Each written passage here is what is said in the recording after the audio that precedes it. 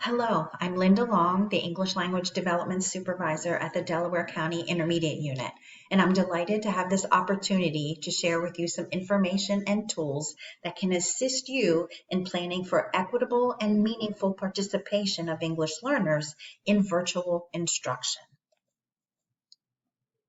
Ensuring equity for English learners in a virtual environment encompasses both access and comprehension.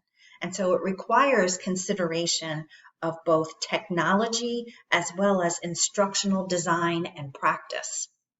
And summer provides us an excellent opportunity to revisit what we've put in place over the last couple of months and think about how we can more effectively scale that up so that we have an effective system for ensuring equity for English learners through virtual instruction come the fall. So my goal today is to share with you some of the legal requirements, some of the effective practices and key considerations in ensuring equity for English learners, and highlight a couple of resources that may help you. So let's start with the legal requirements. First of all, I want to make very clear that there has been no change and no lessening of the legal requirements that districts and schools have for providing an equitable education for English learners. So now it's just really a matter of transferring those practices and making them work in a virtual environment. So here is the language from the state.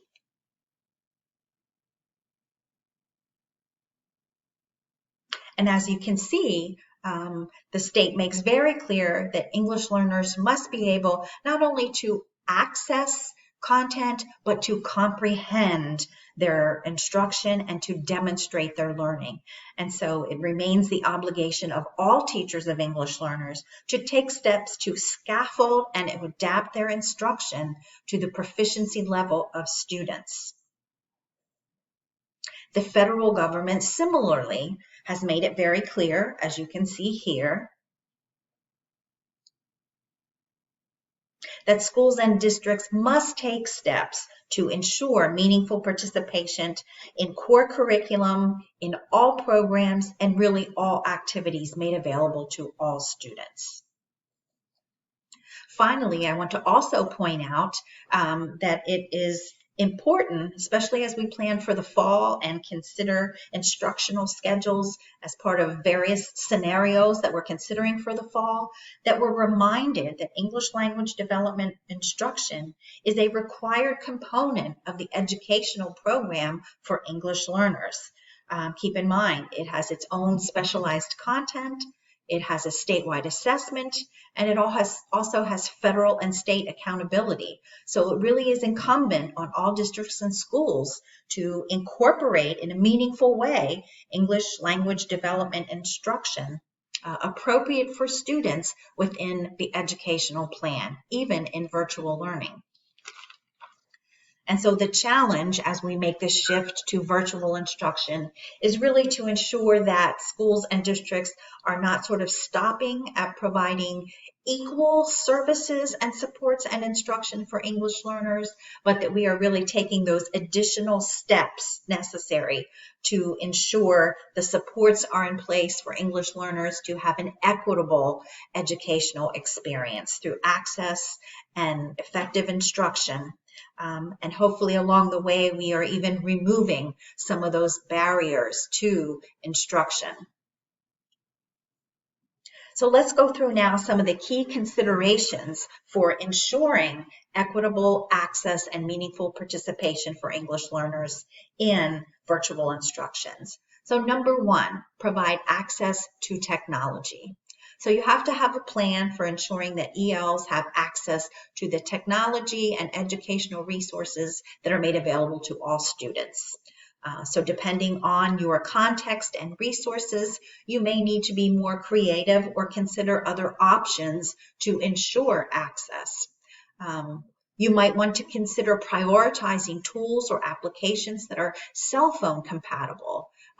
Again, that enhances access for students and families that have cell phones, which are widely available to many, as we know. You might also consider establishing choice or alternative pathways that families and students can select that meets their needs to how to best engage in instructional services. And finally, you might consider harvesting some other sort of out-of-the-box options. Some districts have utilized public broadcasting on televisions and setting up YouTube channels. So those are options that you might consider. Step number 2, you want to leverage the functionalities of the platforms and devices that you're utilizing. So again, many learning management systems and many devices, many applications offer translation, read aloud, closed captioning, and audio and video recording options. And so these are great functionalities that can scaffold access, can scaffold comprehension. And so you want to identify those and incorporate those into your instructional practice. Now, along with that, this increased technology and harnessing these functionalities and tools, all of us are going to need increased and ongoing professional learning around them. So you want to be sure that you build that into your PD plan for next year. Also extremely important for the success and access and comprehension of English learners that teacher collaboration is regular, planned for, and established as part of scheduling. It's important. ELD teachers can support content teachers in their instruction of English learners by providing information about students' proficiency levels, strengths and weaknesses regarding particular domains, and can offer particular scaffolds and supports that would be impactful for individual students. On the other hand, it's important that content teachers have the opportunity to share with English language development teachers what those key language functions and forms that they should be prioritizing in their instruction with English learners that aligns to the academic content and the standards that are being taught in content. And then that will provide also for ELD teachers some context for their instruction. So very important to prioritize that collaboration. It's also important as we consider how to best support English learners that we consider the capacity of the parents of English learners to support and facilitate learning in the virtual environment. As we have learned over the past couple of months, parents play an extremely essential role in partnering with schools and districts to facilitate the student learning in a virtual environment. But you want to be mindful that EL parents might face certain barriers that limit their capacity for supporting and facilitating English learners to the extent needed to be successful. So parents might have limited experience with the American school systems. They might have limited knowledge of subject area content, American social studies, what is taught in grade 6, etc. And they might have their own sort of limited literacy and formal education in their home language. So all of that sets up an additional important responsibility that schools and districts have to ramp up the support that they can provide and the interventions available and the scaffolds necessary for the success of English learners. Right? Schools and districts maintain the ultimate responsibility for providing comprehensible instruction. And so in the case of English learners and virtual instruction, we may need to ramp that up. Also, as we've mentioned, important to prioritize and maintain English language development and instruction as part of the schedule and educational plan for all English learners. Also in this environment, our English learner population may be especially susceptible to additional challenges in the home. So schools and districts want to be aware and on the lookout for any evidence of need around medical health, food needs, jobs, mental health, etc., and just have a system in place to identify and refer parents and support them with any of these additional needs. Finally, a key consideration is to think about the purchase of additional materials or technology that may be necessary or helpful to scaffold access and comprehension for English learners. So you want to be aware of that and make sure that you have made any necessary budgetary adjustments going into next school year. Also keep in mind that Title III might be one funding stream that you could tap into to provide supplementary materials and supports for English learner students. All right, so there are some effective practices that we can positively impact student success and access and comprehension, and we want to highlight some of those. Some of these strategies are already well known and well implemented in the brick and mortar setting, and so it's just a matter of transferring them over into the virtual world. And those include teaching thematic through themes, selecting and pre-teaching vocabulary, focusing on and providing opportunities for oral practice and language development, and then putting those scaffolds in place to support comprehension and production, such as visuals, graphic organizers, and sentence starters. So you want to keep on with those. But in the virtual instruction, there are some additional scaffolds and supports, some other strategies that you want to incorporate into your tools and implement for English learners. And those include recording and posting direct instruction.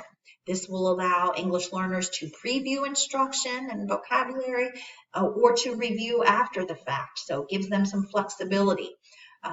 Also, you want to think about providing instructions for assignments, not only in print, but also in audio or video formats. That is helpful. Anytime that you can offer choice for assignments and activities, that's helpful, and that remains true and especially true for English learners in virtual instruction. As we have said, offering office hours or any other kind of tutorials or extra one-on-one hours or support or check-ins that you can for English learners, those will be essential. When you provide feedback, once again, you can do that in print, but also consider video or audio as ways to provide feedback. So giving a range of opportunities for English learners to engage and comprehend that feedback. 2 final points, especially important as you plan for virtual instruction, and that is think about any adapted or leveled or supplemental texts or videos or visuals that you can provide that will build background and enhance concept knowledge for English learners. So lots of online things that you can pull in and make available. So you want to be sure that you're doing that. And finally, many ways that you can provide for students to interact with important concepts that increases the likelihood of their comprehension. So present information and concepts in multiple presentations. Pull in an animation of photosynthesis, a video depiction that labels photosynthesis, charts that explain it, graphics, etc. Many ways to afford multiple experiences with that contact. All right, now I want to highlight a couple of resources available to you. Some planning tools, first of all, and the first one here, I want to highly recommend Distance Learning for English Learners. It's a needs assessment tool. It provides guiding questions, checklists, action steps, and planning to support the overall conversation and planning around equity for English learners through distance learning. So you might especially want to take a look at that along with some of these others. Some technology tools are available. Google and Microsoft both offer resources, explanations, tutorial supports for how to incorporate many of those audio, video translation tools that are available. So you want to look into those. These and other additional supports are available for you on the e-learning toolkit or in the virtual learning framework that are posted on the DCIU website, so please access them there. You can certainly always additionally email me, phone me, contact me. I'm happy to answer questions.